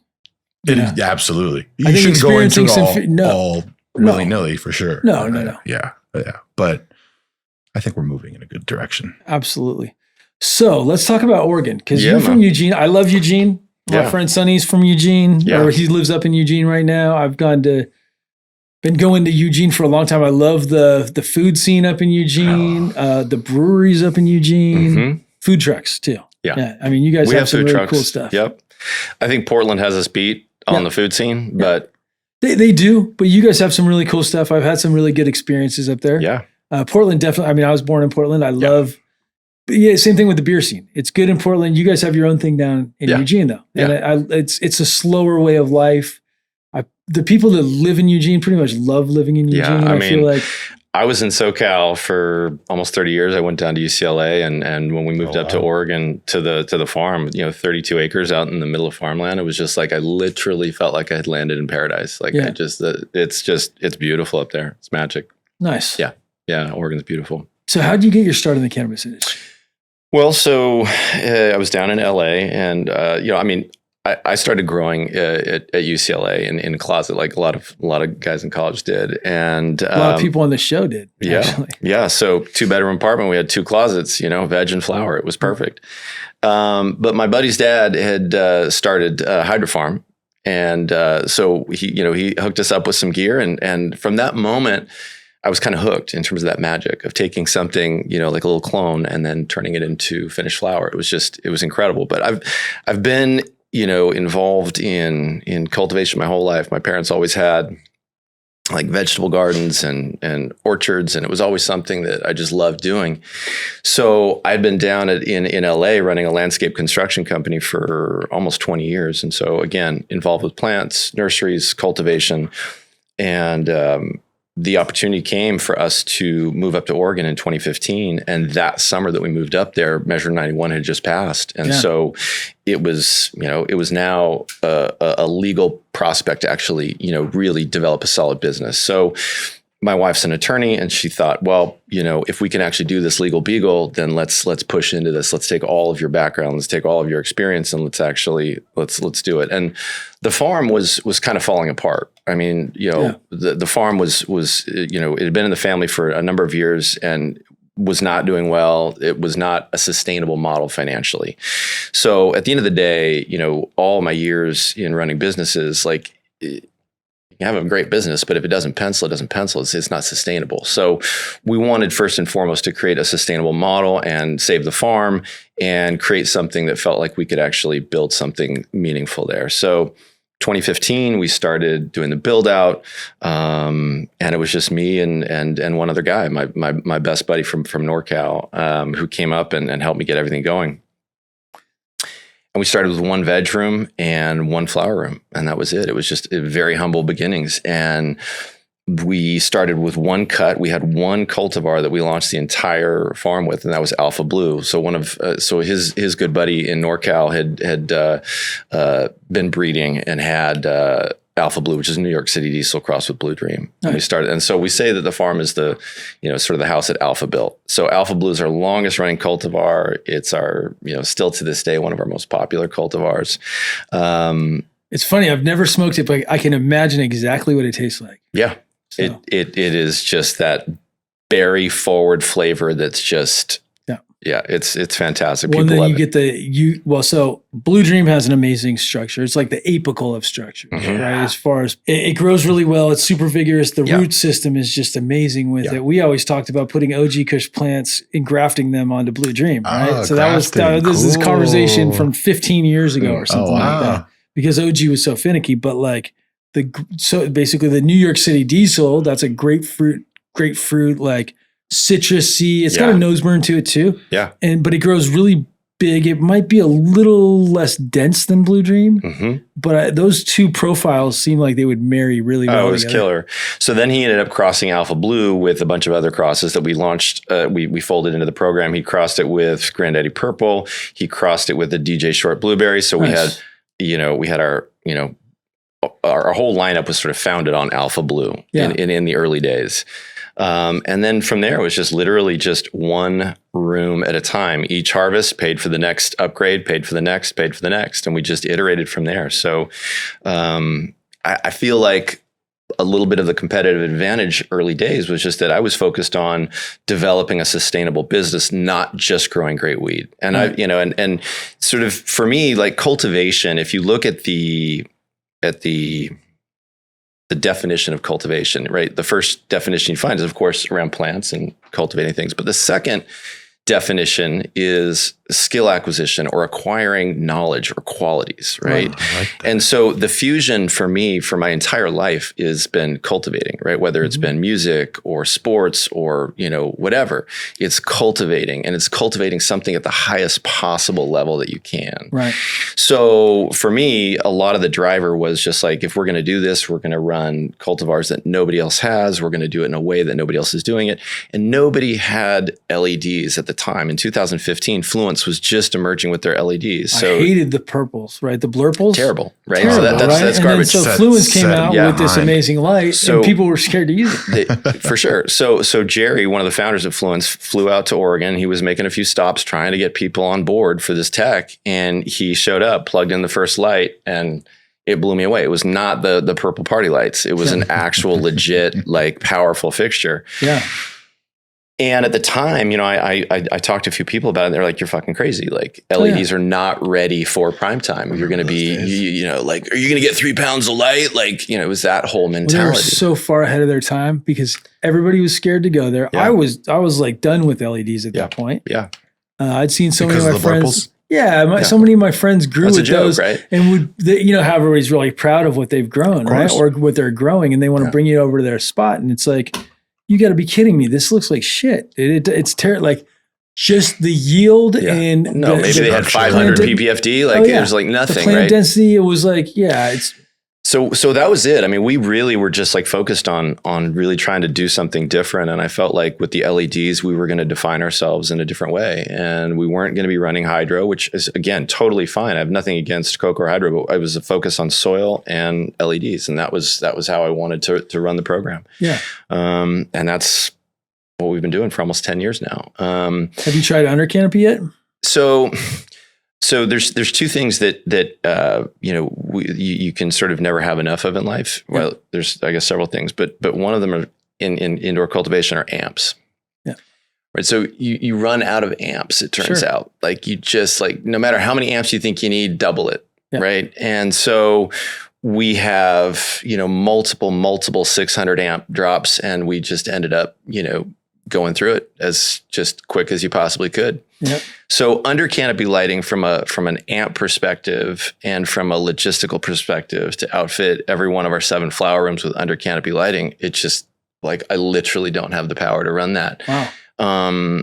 But the idea of actually setting up under canopy lighting, I know people are having great success with that. It's just not something that we have embarked on. I feel like, maybe the return is there. I don't know what the numbers say in terms of the return on investment. You need to get one and see what happens. I feel like that. And the only reason we haven't, it's sort of like, you just need to try heroin one time just to see what happens. Exactly. Like, I don't actually want to try it one time to see what happens. I got one sitting over here to right? So that's been the mindset with a lot of the stuff that we've done, is like, if it works, like, let's run BioBiz, right? Well, great. That's going to cost $8 million a month to run a commercial facility on BioBiz. I don't even want to see what the results are going to be, because it's just not going to pencil. Right. So it's been tough for me to get on the under canopy lighting train, just because I don't have the amps or the appetite to try to manage that. But I'm sure that there are cats that are using it and it's working well, and it probably does pencil. Yeah. We've got 6 different pre-roll lines in our lineup. And so we love bee buds. Like, so a lot of that lower stuff that just doesn't develop because I don't have the under canopy lighting, or the PPFD down there is just too low for those lower nugs to develop. Fine. They have nice terps. I got no issue with that. I need those bee buds, right? Yeah. We're always chasing more bee buds to continue to feed those pre-roll lines. Yeah. So are you grading yours with the screen and then separating them like that? Or how do you guys do it? Yeah, nice. Exactly. So again, every trim cycle, every cultivar is slightly different. We've got certain strains like our grease cookies that we found in our monkey berries hunt. So we run a strawberries and cream and a grease cookies, and that grease cookies we can practically trim every single nug on that, just because it's so dense. We're definitely big in defoliation, so we try to we do a week 3 and a week 6 defol. Yeah. So we want to make sure that we're getting that good penetration down there. But with what we get out of the Fluence fixtures, we're averaging 1,1300 ppfd across the tops of the canopy. Ooh. And we're getting good penetration there. So nice. Yeah. It's just been a process of iterating and evolving and chasing. Always, it drives my team nuts, but I'm just literally relentlessly experimenting, just constantly trying new things and seeing how we can improve. Right. And that's how we got onto the Beanstalk drain, is because I felt like there was a way to get fertility to go with the biology that we knew was critical. And with all the compost teas and some of the different, the Photo P, Photosynthesis Plus, we're a big fan of that. Armory, we run Armory. And so we're big into ensuring that all the fungal bacterial load in that soil is optimized to cycle those nutrients. Right. But I knew that the fertility side of things could be more efficient and potentially more cost effective. And that's why we've been experimenting with Beanstalk now for 5 years. And we went through a phase where we started it at 100%. And one of the big challenges, and I would say to anyone who's interested in trying the Beanstalk, 110%, try it. But be mindful of a couple things. If you're running in soil in the same way that you're talking about the tissue culture testing every 3 months as part of that SOP, you have to soil test every single round that gets loaded into our rooms. We run a soil test with Logan Labs. It's $65. Why would you not want to know every single time what the composition of your soil is? Yeah, Logan Labs is great. Love Logan Labs. Yep, totally. Yeah, right. So shout out Logan Labs. Yep. I think that part of our process was understanding, what our bulk soil was like cycle to cycle. How could we continue to stoke that fertility, and how can we do it in a way that makes sense? And when we first started running the Beanstalk, we were running it at 100%. We were running all the lines, the Fortify, the K-Boost, the Absolute Flower, running V basis and veg. And we weren't minding the store with regular soil testing. We saw our salinity start to climb. As soon as we noticed it, we were like, oh shit, like the salinity is a bit out of whack. And so you have to be mindful of soil testing and monitoring salinity levels, monitoring everything. But certainly when you're running a salt-based, a mineral-based input like that, you need to keep an eye on that. Right. You do reuse your soil, right? We do. Exactly. Yeah. If you're not reusing your soil, it's not a big deal. No, exactly. 100%. But if you're reusing your soil, 100%. That makes sense. And again, that pencil's better for us. So we've got a bulk vendor up there that, at this point, we've got over 100 yards of soil on the farm, and we just mix 15 yard batches at a time. We re-amend with dry amendments. We bring more biochar to the party, et cetera, et cetera. So we're constantly cycling that soil. So we are testing and testing and testing to make sure that the composition of that soil is what we really are looking for when we load in a room. So when we started working with Beanstalk, we ran the RX that they had laid out for us, and it worked great. I mean, we saw just absolutely heroic yields, just cycle after cycle. The yields were absolutely through the roof. And one of my current garden manager, shout out Morgan, is one of the pickiest motherfuckers when it comes to flavor of smoke, and he's all about running shit in an organic soil medium, like that's it, no salts. And when we started, experimenting with the Beanstalk, we kind of lost him.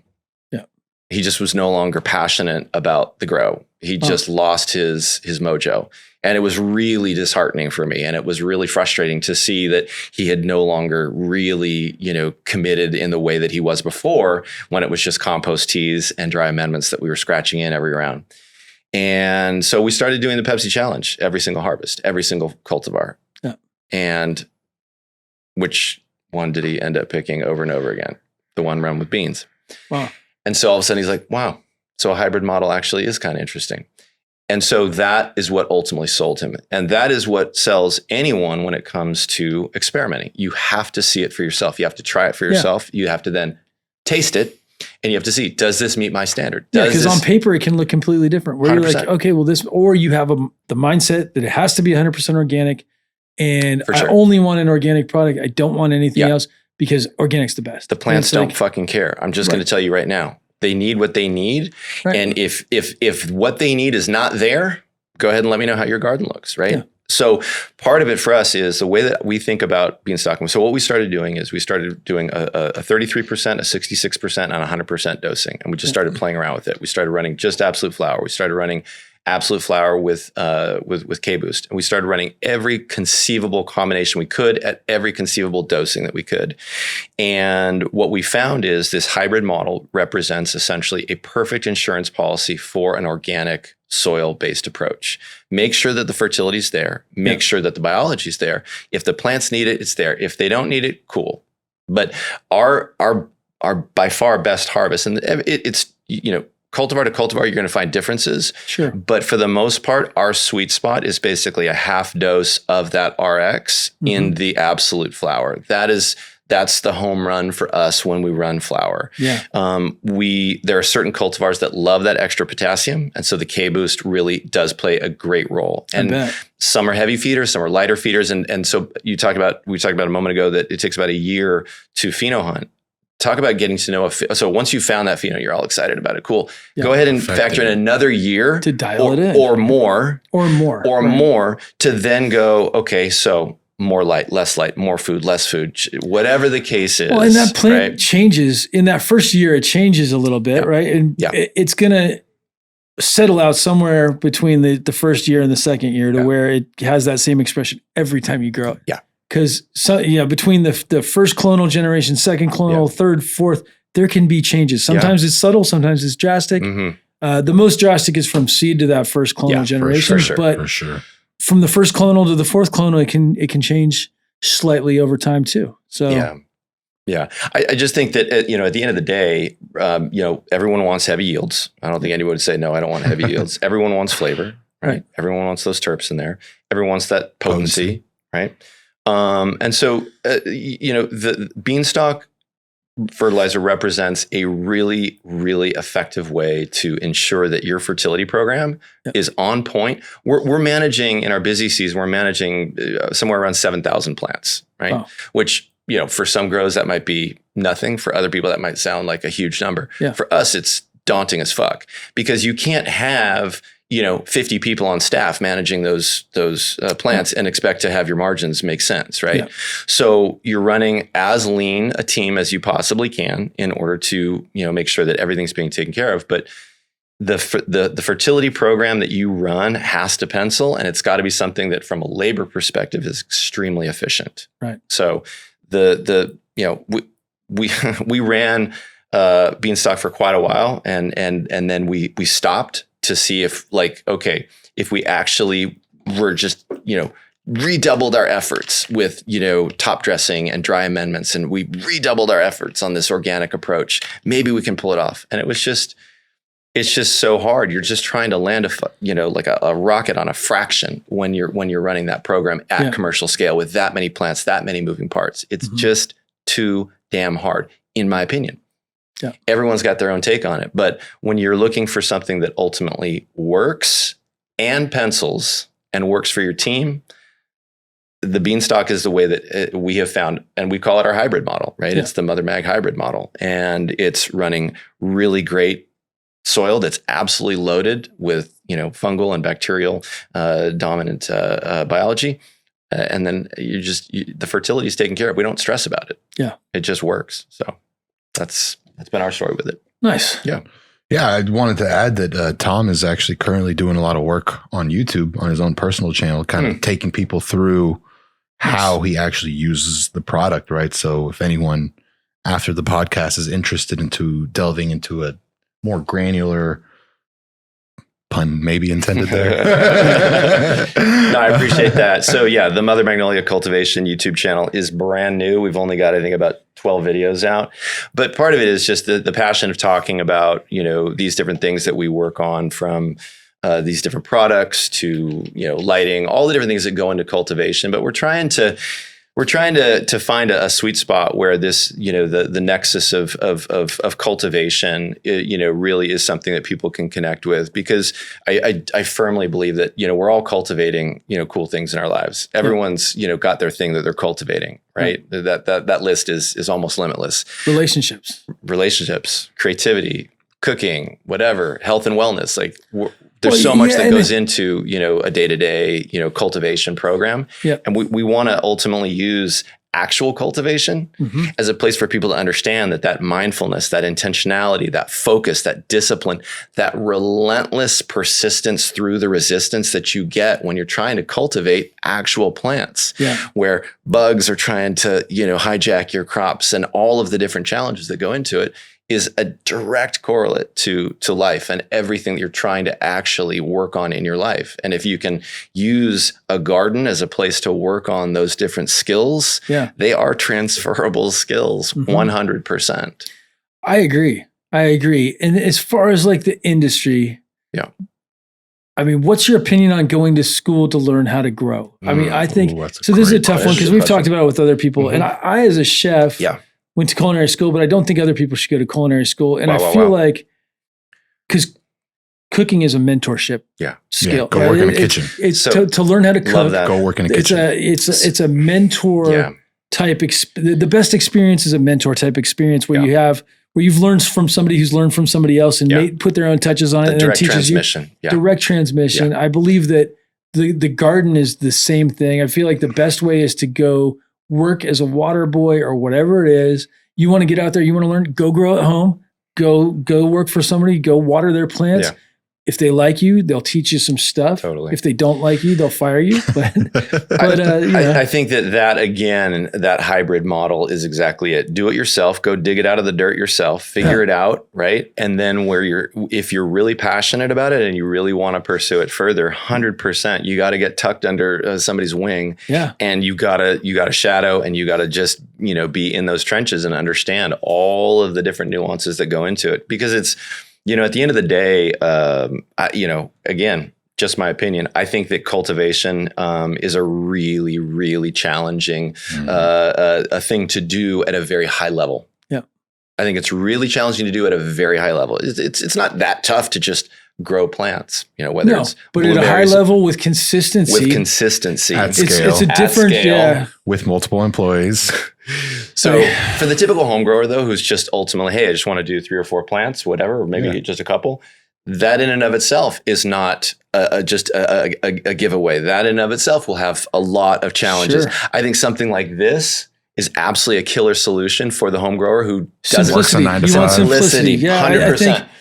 a lot of times if you start simple, you're going to have good results. If you try to overcomplicate it, you know, that's where you go wrong. Field. Yeah, for sure. And there's going to be some core sort of, you know, major through lines, whether it's for home grow or at scale. Yeah. But I think that ultimately you just have to be in the trenches. You have to actually do it day in and day out, like any skill, like anything, right? Cooking, learning guitar. If you really want to take it to a really elevated level where you want to cultivate that skill, it takes a lot of effort, right? And it takes a lot of not giving up. It just does. Or just, you know, and then if you want to be great, if you want to be great, it takes a lot more, right? So what I'm hoping for our YouTube channel is that we can sort of throw, you know, our iron in the fire, give our perspective about what cultivating, you know, our style of cultivation in Oregon on our farm, how we run it, hoping that we can actually learn from other people that actually come into that community that have comments already. Just in the first, you know, 3-4 weeks of posting videos, we've gotten great comments and great feedback from people. I'm like, damn, that's another way of doing it. Yeah, absolutely. There's so many different paths to that mountaintop. Right. I'm hoping that by actually just sharing what we've learned over the last 10 years of cultivating cannabis at scale, I'm hoping that we're going to learn more as we actually share that information, and that becomes sort of this great feedback loop where we can share what we've learned, and then we can learn from other people that are saying, you know, this is how I do it. This is what works for us. So beautiful. Nice. The community aspect as well is really 100%. awesome. That's it. I mean, I think that's at the end of the day, the ecosystem up in Oregon, it's super, super tight knit, and there are some phenomenal growers up there. I have to give my boy. You have different genetics up there too. You have completely different genetics. I go to the dispensary, I see all kinds of stuff that we don't see in the Bay Area. We see more sativa, you know, they're definitely more sativa and more stuff that's, you know, I think there's more diversity up there. But there's always been, I feel like back in 1997, I grew the Oregon blueberry. It wasn't DJ Shorts. It was these spear plants that grew really tall. There's 3 blueberries that I know. There's the Oregon blueberry. There's the DJ Short blueberry, which was a short plant. It's Afghani, right? And then there was one that was from Canada, the Canada blueberry, right? Which my friend just gave me some of, which was good. And that's why our blueberry short stack is currently on ice and not in our lineup. Yeah. Because the plant structure was such a motherfucker to deal with, you know, in production, and the yields were just not great. The flower, it's some of the absolute best flower that we have ever grown, full stop. And people absolutely hit us up on a regular basis. Like, when are you going to bring back the blueberry? There's a few cultivars like that. Just go blueberry muffin. It'll work. That's a good one. It yields, finishes quick. It's good. Those seeds are pretty homogenous too. And then I'm not sure, but the clone is great. So again, then this is why Humble Seed Company. This is why we wouldn't do that, is because there's blueberry muffin out there. Like I like it. I like your model. Yeah. So then it's like, from our perspective, it's a strain game as a producer up in Oregon. It's such a competitive market, and there's people that are doing it at such a high level that we don't want to be growing something that somebody else has. We don't want to have. So yours are all exclusive, pretty much. You either Pheno hunted them or pretty much. Yeah. There's clearly going to be some overlap. But you're not growing Jaeger. No, no. And so like the exotic stuff, like we feel like we were early to the exotic party, and that other growers started seeing our exotic gear that we were, you know, posting on Instagram and putting out in the shops. And then we started seeing exotic slowly start, you know, percolating through the ecosystem up there. I could be completely wrong. I'm not, whatever. But the point is that you have to be really careful. And at some point, if you've got a strain that you're loving and that's working really well, and then all of a sudden 2-3 other people start running it, that's probably time to go ahead and retire that and move on to something new. It's just it's a really competitive market up in Oregon. I don't know the SoCal market, the California marketplace. Runts, lemon cherry gelato. Got it. Yeah. Yeah. I mean, Runts. Sorry. Runts called 10 different things. It's still Runts. Lemon cherry gelato called 10, 20, 30 different things. It's still the same thing. My phone. Of course. Yeah, so I went ahead and I wanted to just, you know, have a quick, you know, rundown of some of the genetics. My brain does not function the way that yours does when it comes to genetics and keeping all the different strain names. And it's kind of the guilt that I was talking about earlier. I can't fucking do it.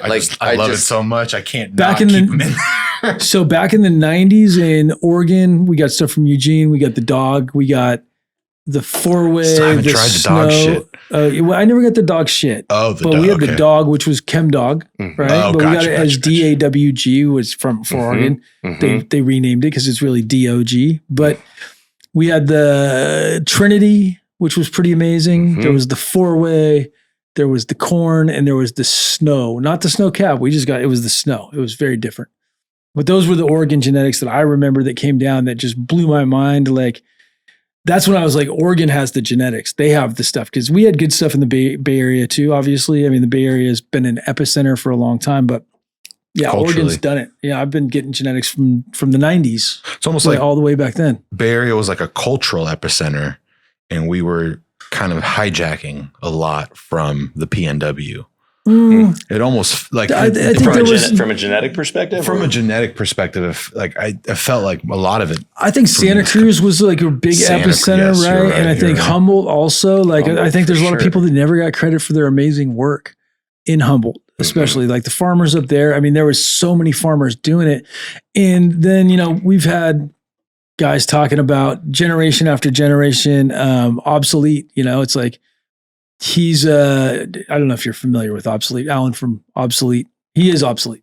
But anyway, farmers going generation to generation, they'd select their best plant and they'd basically pollinate it, and those would be the seeds for the next year. Almost like heirloom tomatoes, huh? Yeah. I mean, it's the same concept. They would do it like an ag model, right? Before we had before they had clones. Yep. Even if they were cloned, that was how they brought the genetics and kept them alive. And get next season's crop ready. And some of the most amazing stuff, interesting. And there was bag seeds and then there was all kinds of stuff. So there was a lot of things going on. There was a lot of factors, and the Europeans also did a lot of interesting breeding as well.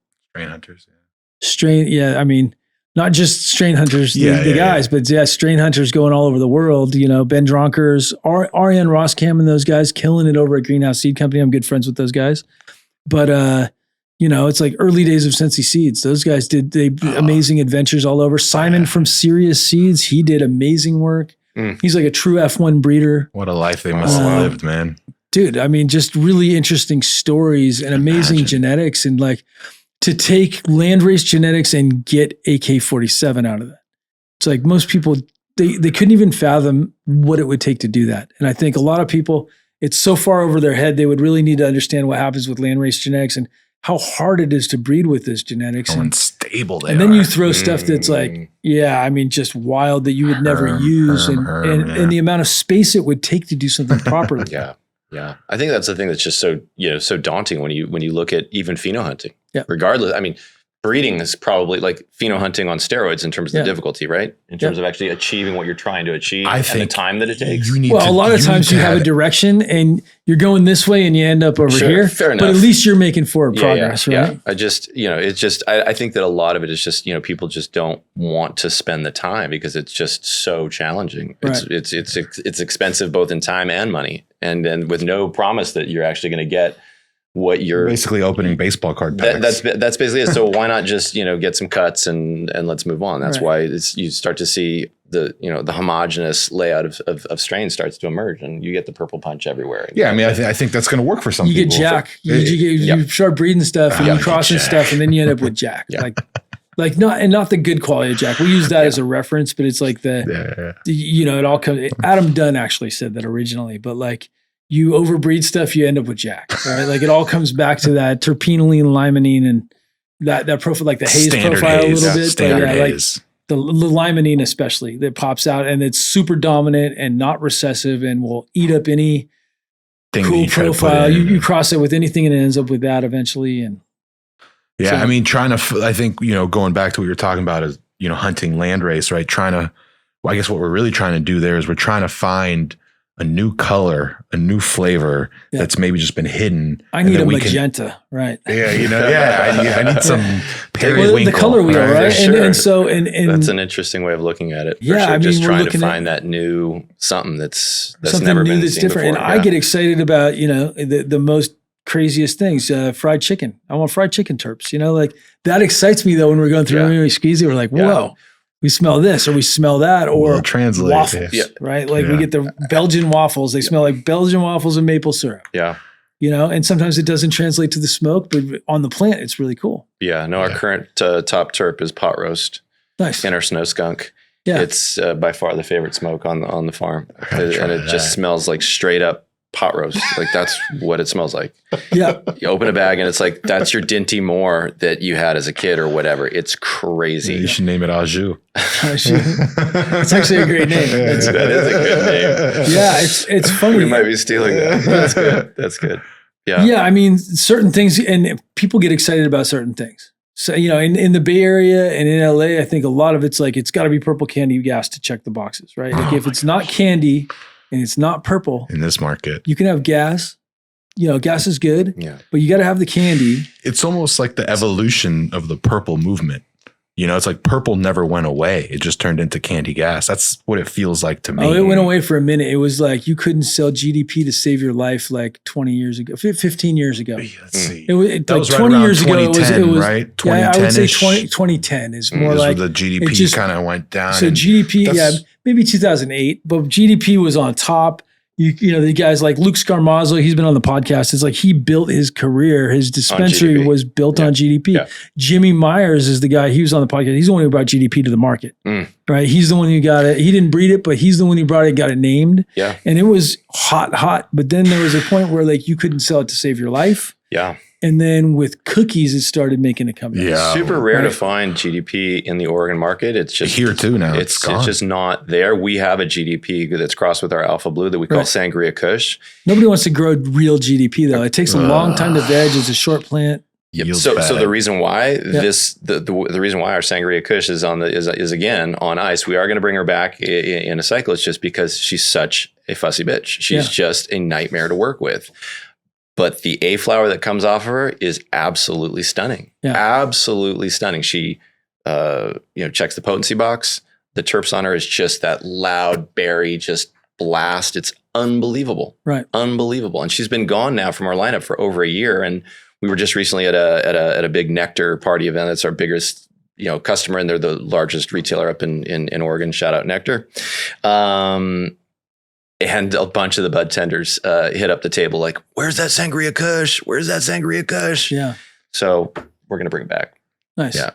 It's beautiful. Yeah. But it's great. It's the Granddaddy Purple. It's the magic of that Granddaddy Purple that really is. GDP is pretty special. Yeah. The flavor. Don't try to tell me that GDP is not in cookies. Right. So that's. So you cherry pie. Cherry pie GDP are almost very similar. They're so, Cherry pie herms a little bit. GDP herms a little bit. The only one I grew was Urkel. Yeah, I think that was the closest I never had experience with GDP herming. I had mostly experience with growing Urkel. Well, yeah. I mean, I did. I take that back. I had a story where I got seeds from some guy, and I learned early on that you need to pheno hunt every batch of seeds you get from people because the first batch, no issues. Second batch. And, and we sold them under our brand. And I learned that you make your own seeds. You don't sell seeds under your brand that other people have made because, it was just a cluster. I can see. It was a good, I'm glad that it happened so early on with my brand because if it hadn't happened, who knows down the road what would have happened, but it could have bit you bad. Yeah. And I understood. And that was 14 years ago, right? When I had 13 years ago, but it was a wake up call, and it was like, okay, this is how you do things the right way, and you got to test everything, right? So you test everything, you test your own stuff, you test other people's stuff. If you're going to use it, if you're going to breed with it, you want to test it before. You don't just get a cut and breed with it and then sell the seeds. You got to make sure to test it. I mean, we make 300 outcrosses a year, basically every year. Sometimes more, sometimes a little bit less, but we only release a small portion of those to get tested. Now, sometimes they have intersex traits. Sometimes they have some weird stuff going on, but at least you can tell people.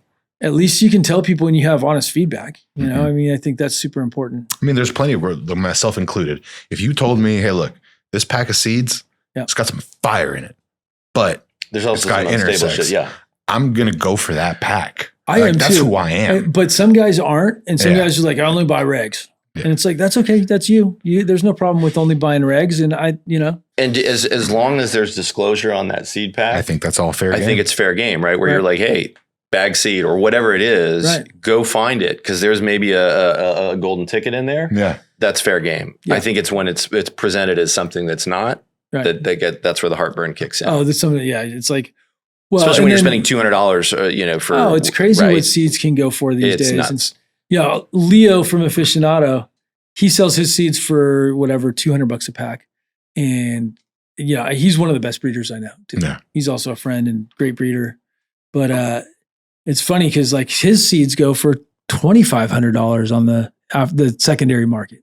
What? Yeah. Yeah. Once like a seed pack is found to be like a fire pack, and then there's no more. Gone. And Gotcha. none And left. the secondary Highly market goes. I collectible. mean, Highly like original collectible. Mac Yes. crosses for a while were going crazy. Dig it. Yeah. Yeah. That makes sense. Before Seed Junkie switched over, some of his old packs were going crazy because people the original rainbow belts, once those sold out and it kind of had its little moment, those packs went crazy. Yeah, and Rainbow Bells isn't one that does it for me really. Like it's all right. It's like it's cool. I love it. It's the 20, the arc or Fletcher's cut. So the ones It's I've got had, the Moonbow in it.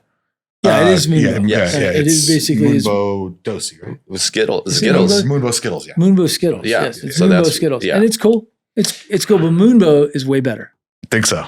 I Have think you so. tried the Rainbow Belts 20? The 2.0? No, the 20. That's the one that Fletcher used to breed with. I'm not sure. No, I think I've had the 2.0. So I've had 2 Rainbow Belts Phenos that were crazy. One was one that I found, but it was an awful plant. It was so good. Yeah. But it was just, I mean, sometimes I regret not keeping the plant just because it tasted so incredible. Yeah. But we're talking about it gave 25% of the yield of the next lowest plant. Yeah. Well, you know, That's so it. it was just kind of like, what am I going to do with it? It was incredible. What do you do with something like that? I'll tell you, you breed with it. Yeah. Right, you breed with it. So anything you got something like that where it's special, where it's like those trips are amazing, you don't grow that. Like that's something you, especially if it doesn't herm out, that's something you breed with. Because those things just, those are very rare. Yeah. Right? And even though it doesn't yield a lot, if it has that amazing expression, you can still turn that into something down the road. Yeah. And so a lot of times people are like, nope, it doesn't yield. Well, it's like, did you smoke it and it was amazing? Maybe you should have kept it for breeding. You know, at least that's how I think. For sure. If you find anyone who is growing the Rainbow Belts 20, I love it. It's not as I would say high note trebly as Skittles, right? It's got like Skittles to me is just like a sweet violin. It's a little bit more Fruit Loops. It's got some like milk and cream in there, and some funk. Not as funky as the Moonbow we were talking about. I love that, and it's nice and potent. So if you can get your hands on some Rainbow Belts 20, that's a very, very, very good Pheno. Like it's one of my, I think it's in my top 5 all time. Wow. I will never get rid of that cut. Really? I love that cut. Nice. So, yeah. Okay, you need to give me some. Noted. Gotcha. Awesome. So if people are looking to find out more about you guys, where can they go? Yeah, so we have our website. It's www.beanstalkcrf.com. That's Controlled Release Fertilizer. So Beanstalk CRF. You can go check us out there. We are in the middle of kind of redoing our socials. Our Instagram is at Beanstalk CRF. Do go follow us there. We are planning on posting a lot more content. We're also dropping our own YouTube channel. We're going to start posting on TikTok. We're really just going to modernize a lot of our socials. And then I think another good place is to also check out Tom's YouTube channel. He's going to be doing a lot of use case stuff with Beanstalk, actually showing you how he uses it. And for us, we just think it's so valuable to show people how it's being used at scale. And for Tom to be putting in all this work on the video side, I think it's going to be a really great resource for us as well. Awesome. For sure. Yeah. And for us, our Instagram, Mother Magnolia Media, you can find us there. We've been posting there since 2016. So a lot of history for us there in terms of our cultivars and images of what we're growing. The new YouTube channel, Mother Magnolia Cultivation, you can find us there. And then our website, mothermagnolia.com. So those are the now, if you're driving through Oregon and you're looking to find your product, where can they go? So easiest spot, again, shout out Nectar. We were really early to the party with Nectar. They had, I think, 4 locations when we first started delivering to them in 2016. And it's a quick, short story here that we had same breeder who did the Alpha Blue, and who did that Sangria Kush, had gotten us a cut that he called Sour Lime, super terpinolene dominant cut. It had the white in it. It was just a phenomenal cultivar, and he was getting rid of it and was like, do what you can with this. And so we ran it, and it was, we sent it off for testing. Definitely it was exciting during the first grow of the first table of it. And on Saturday at 7:00, my phone rings and it's the director of the lab that did the testing. And he's like, yeah, we got an issue with that sour lime that we tested. I was like, fuck, what happened? Did we fail for something? He's like, dude, I don't know how to tell you this, but it came back at 30%. And at the time, 30% was like a unicorn. Now it's a fucking joke because testing has gotten so perverted.